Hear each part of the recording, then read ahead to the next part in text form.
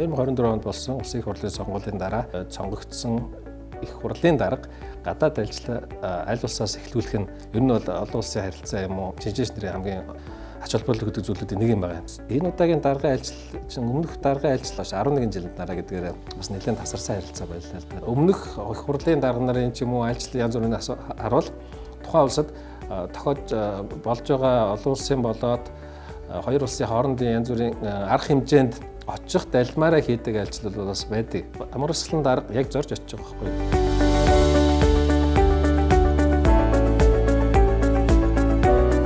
Дээд хэмжээний айлчлалын хүрээнд бол улс төрийн хоёр орны хоорондын ойлголцлын суурь байнга тавигдж байдаг. Шинэ одоо үндсэн хуулийн дагуу шинэ их хурал бүрэлдэсний дараа энэ уулзалт айлчлалт явж байна гэдэг чинь манай бодлогынхаа хүрээнд хоёр талдаа одоо бодлогоо за манай дээр ямар өөрчлөлтүүд гарсан бэ? Эсвэл өөрчлөлтүүд гараагүй юу? Ийм бодлого дээр манайх байр суурь бол одоо хэвэндээ байгаа шүү.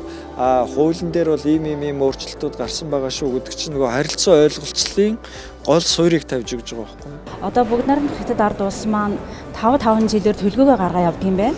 Тэгэхээр одоо энэ хонд энэ одоо 15 дахь удаагийн 5 жилийнхаа төлгөө гаргах гэж байгаа юм байна. Тэгэхээр энэ төлгөөн дээрээ одоо Монгол улсаас ялангуяа одоо баруун бүс болон говийн бүс барьсан юм сэргээгт эрчим хүчний том чадлын их усруудээс эрчим хүчийг одоо импортлж авна гэдэг бодлогыг одоо тэр 5 жилийнхаа төлгөөн дээр тусгаач гэдэг асуудлыг бид нар бол одоо улсын хурлын дарга маань маш одоо хүчтэй тавилаа. Монгол өөрөө нарны салхины асар их нөөцтэй. Монголтой бид нар ийм чиглэлээр тухайлбал сэргээгт эрчим хүч Монголоос импортлох шаардлага байна гэдэг үг оруулсан байхад л хамтын ажиллагаанд маш том суурь болно. Тэр баримт бичгүүдтэй энэ зүйлүүдийг одоо оруулчвал хоёр орны хамтын ажиллагаанд хэрэгтэй байна гэдэг саналаа хэлээд хятадын тал хүлээж авна гэдэг бол өөрөө хууль тогтоох дэд байгууллагуудын хооронд яриа явуулчлаа. Энэ нь бол дараа дараагийн газар нь очно гэсэн баталгаа болж байна.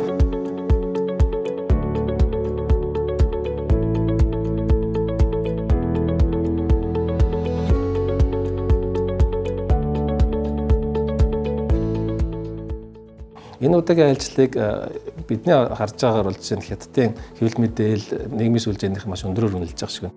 Энэ бол хоёр орны харилцаа үнэхээр өндөр түвшинд хүрсэн, би энэгээ сайн ойлгож байгаа, хамтарч ажиллах цаашдын ирмэлтэй байгаагийн илрэл байна. За одоогоор бол Монгол хятадын гадаад худалдааны эргэлт бол 18.3 тэрбум $5 хүрсэн байж байгаа. За энэ тоог бол эх жилүүдэд бол одоо 2 дахин нэмэгдүүлэхтэй.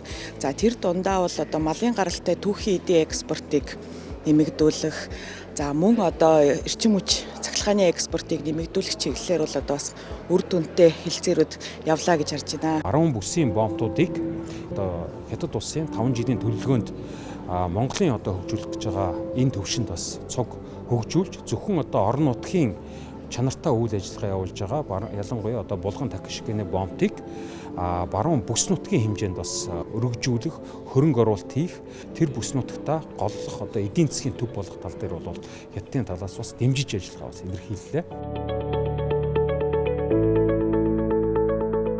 Засгийн газрын мөрийн хөтөлбөрт 14 мега төсөл хэрэгжихээр тусгацсан яг энэ төслүүд шууд хэлгээд монголчууд өөрсдөө дангаараа хийнэ гэсэн хэцүү. Энэ бол мэдээж олон улсын хамтын ажиллагаа тэрс мөхөрс орнуудтайгаа ойлголцож олон талбарт ажиллах тийм боломжийг гаргаж өгөх ёстой байна. Урд төрчин маань Монгол улсад тогтвортой байдлыг хүсэж байна. Тогтвортой байдал, тодорхой бодлого жижиг улс төрөөр бие биенээ дэгээдэд ундаггүй ийм тууштай байх юм бол бидний яриад байгаа хичээж ирсэн тэр олон том төслүүд, хөтөлбөрүүд хэрэгжих амархан байна. Энийг баталж байгаа нь энэ удаагийн аялжлалын хамгийн чухал нэг агуулга юм байна. Монгол Хятад хоёр улс хил залгаа оршдог. Эдийн засгийн хувьд харилцан нөх боломжтой гэд давуу тал ихтэй. Зах зээлийн онцлогоо дагаад эдийн засгийн хөгжлийн эрэлт хэрэгцээч төдий чиний өндөр. Иймд ирээдүйд эрчим хүч, уул уурхай, дэд бүтэц, зам тээврийн холболтыг нэмэгдүүлэх чиглэлээр хамтын ажиллагааны асар их боломжууд бий. Эдгээр төслүүд нь улс хоорондын эдийн засгийн уялдаа холбоог нэмэгдүүлэх зогсохгүй, хоёр орны ард түмэнд бодит үр өгөөжөө өгнө гэдэгт итгэл дүүрэн байна.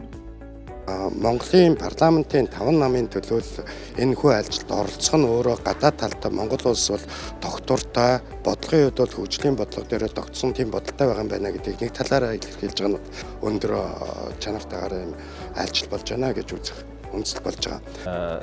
Их хурлын даргын хувьд тэр хүний нөөцийн шинжилгээ ухааны актем болон бусад газрууд тэр тусмаа тэр инновац шингэсэн өндөр технологийн хөгжлийг үзүүлж байгаа компаниудаар ажиллана гэдэг бол эргээд энэ Монгол улсын хөгжилд маш чухал үр гүйцэтгэх болов уу гэж бодож байгаа. Ягаад тэгэхээр эдгээр байгууллагуудад очиж мэдсэн болон хамтарч ажиллах боломжийг гаргаснараа эргээд нөгөө биднэрт шинжилгээ ухааны байгууллагууд хоорондын хамтын ажиллагаанд илүү бодтой нөлөө үзүүлэх болов гэсэн хүлээлт байна. Хамтын ажиллагааг зөвхөн худалдаа хөрөнгө оруулалтаар хязгаарлаж болохгүй. Монгол улс харьцангуй залуу хүн амтай тооцогддог шүү дээ. 35-аас доош насны гэхэд 2.1 сая хүн байна. Иймд Монгол улсын хүний нөөц боловсон хүчнийг чадварчуулах чиглэлээр зөв төлөвлөлт хийж чадварлаг мэдлэг технологи суурилсан үйлдвэрлэлийг хөгжүүлэх асар их боломж бий.